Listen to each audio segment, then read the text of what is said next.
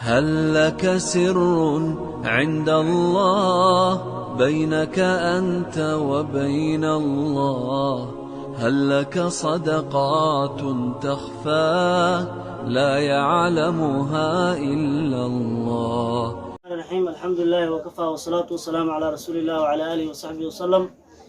maanta waxaa soo booqanay mar labaad kaan ku yaala duleedka magaalada muqdisho. maamadana u jeedin daraada video yar ka soo duubnay. xaaladeedana waa kullee in badan waa ka warbixin. waa maamo oo maskaxda lagu jiro, waa ilaahay caafimaad taam ha siiyo.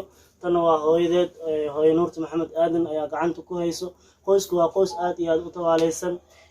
insha Allah taala walaalaha gargaarka agoonta Maamucuudi Charity oo sadaqo noo soo wakiishay anagoo ah team Maamucuudi Charity ayaan soo gaarsiinay lacag dhan $100 insha Allah taala. waxaan rabnaa markii inaan maamada aan guddoonsiino hadduu Ilaahay subxaanahu wa tacaala ka raali noqdo.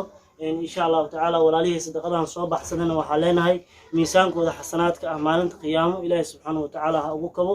waxaan ku wareejinayaa insha Allah taala hooyadeed Nuurta Maxamed Aadan oo ay waatana sadaqadii ay kusoo gaarsiiyeen walaalaha gargaarka agoonta Maamucuudi Charity.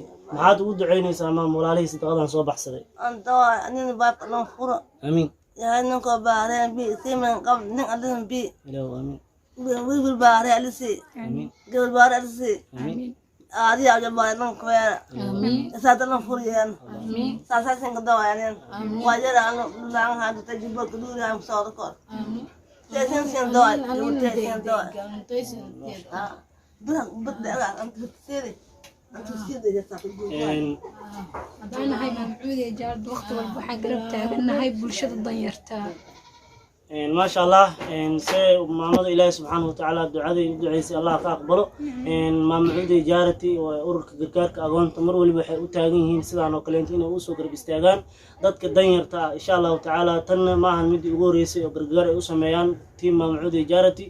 إن شاء الله تعالى وحن أرجينا خير بدن يا عافمات تام إنه إلهي سيدك صدقات الله بحايا من ولي بيجوان إن شاء الله تعالى عافمات تام الله كسي أولاده ودبار الله أقوله ويماسين ولا له أسوق رمضي ولا شيء حنوسا هاي نورة محمد آدم وقعنتكم هاي سآدي آدم أما سنتين حنوينا جزاكم الله خيرا.